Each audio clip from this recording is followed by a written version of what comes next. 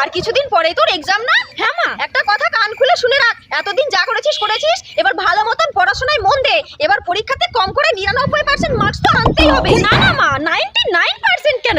আমি তো এবার ঠিক করেছি, আমি এত ভালো করে পড়বো আর এত সুন্দর করে এক্সাম দেবো যে আমার রেজাল্টে এবার 100 জায়গায় 200 করে নাম্বার আসবে প্রত্যেকটা সাবজেক্টে। এই তুই আমার সাথে ইয়ার্কি মারছিস?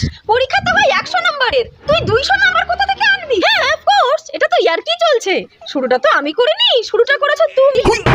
ইয়ার্কি পেয়েছে সবকিছুতে। বৌদির দোকানে চত্ব গিয়ে চাইবে আর 99% মার্কস চলে আসবে। পড়াশোনা করার মতো ঠেলা জানো? নিজের জীবনে তো ক্লাস 4 এর উপরে উঠতে পারোনি, তার আবার বড় বড় কথা। এত বড় বড় কথা কোথা থেকে আসে তোমার? তাও যদি মাধ্যমিকটা অন্তত পাস করতে। কি বললি তুই?